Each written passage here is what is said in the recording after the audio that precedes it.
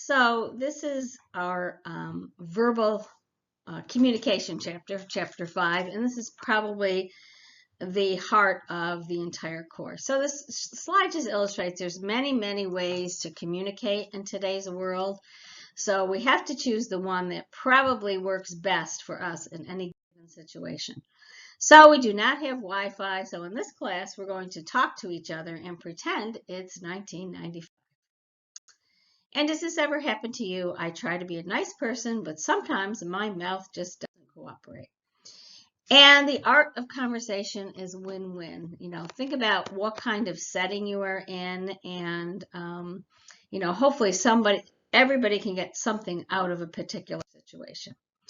So the nature of language, when we use language, we have to remember it has, a couple categories. One is denotative. What is the objective meaning of something? You can look up something, a grammar on the computer, let's say family, and a sociological definition will give you one definition. But the most important meaning is, what is the emotional meaning? In other words, what does it mean to the person that is actually telling you about their family? So as a good counselor, therapist, you have to make sure you get underneath the emotional meaning for a person.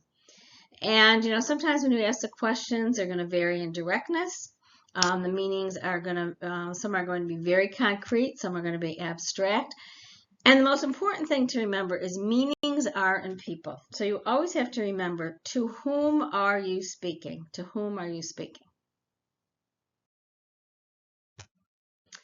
And meanings depend on context. What does context mean? Context means, where are you? Okay, are you in a professional situation? Are you with your family? So when we do our service learning projects, remember that you're always speaking in a formal context, more than you would speak with your friends. When you're going out asking, if you're calling up businesses and asking for donations, you do it in a professional manner.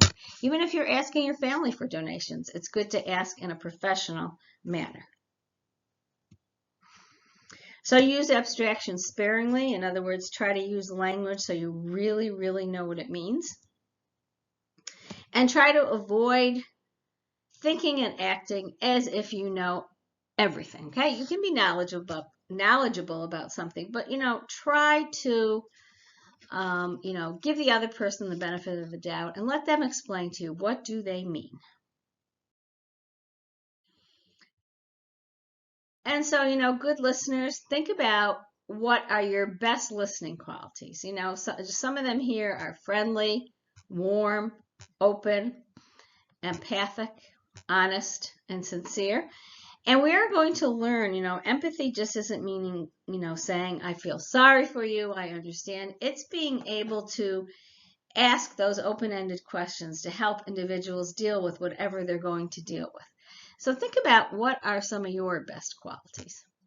And worst listeners, we all know who they are: closed, impatient, nervous, angry, and unwilling to listen. So we've all had probably our good share of those.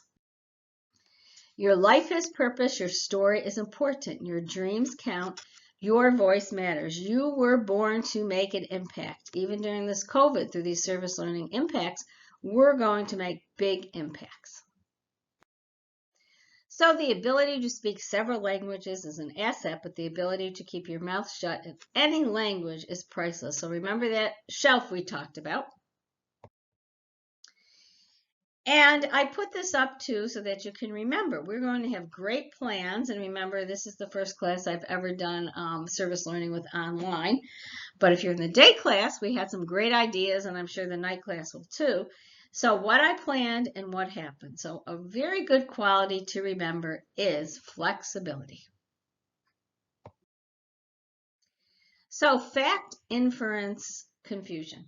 Why is this important? This is important because we need to be understanding and exact when we're listening to people. So if you're listening to people that you like, you're probably more likely not to infer negative things. But if you're listening to somebody you don't like, the danger is to infer negative things. So try to get straight a fact. Can you observe someone actually carrying a briefcase? Yes. Can you observe someone carrying a grudge? No. Well, you may say, if you know the person really well, you might conclude it, but you can't actually factually see that. So when you're listening to somebody, try to, make that difference. So you give the person a fair shake at what they're trying to tell you. So receiving, again, this is, you might say some of this is common sense, but please try to say, how does this apply to me? That is the most important. How does this apply to me? So hearing involves both verbal and nonverbal. So you are listening to what you're saying and observing your body language as well as the other person. So you have to multitask. So think about, are you a really good multitasker? Okay. Do you focus on what is said or what is not said? In other words, if you read between the lines and think the person is saying something different than what their words reflect, ask them. Ask them an open-ended question.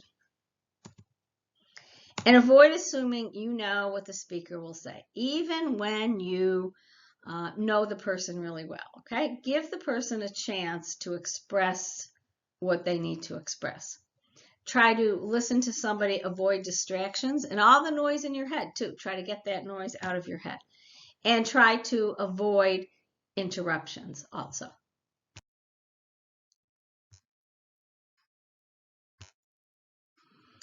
I speak fluent sarcasm. So if you're anything like me, you can, come back with a wit or a joke or a humor, but try to be careful of that because not everybody responds well to that. So understanding occurs when you know what the speaker means. Okay, again, you've got to be asking questions, expressed through emotional thoughts and tones, not just words. And how do you relate speakers' new information to what you already know? Okay, sometimes it's appropriate. You can take notes, all right, if you think you're not going to remember. And this is one of the most important ones. Can you hear the message from the speaker's point of view? Okay, not from your own point of view, but from their point of view. So it's really important to know what is your point of view so that you don't make faces and roll your eyes and look disgusted if somebody says something that you don't agree with. And ask questions. Okay, do you know how to ask open-ended questions and without a tone? Having a poker face and a monitor tone. That is always very helpful. And communication is often stopped when the receiver takes the message personally. So even if somebody starts yelling at you, you can say to them, I'd appreciate if you can kind of talk in a calmer tone. They may have to yell at first because remember, they're not yelling at you. They may be upset about a certain situation. So it's really good not to take the message personally. So I will end part 1 of this. I love this quote. If you don't go after what you want, you'll never have it. If you don't ask, the answer is always no. If you don't step forward, you're always in the same place. So I applaud all of you for stepping forward and not being in the same place. So keep on moving forward, and we'll do part 2 next week. Have a good week, and remember all your assignments. Thank you.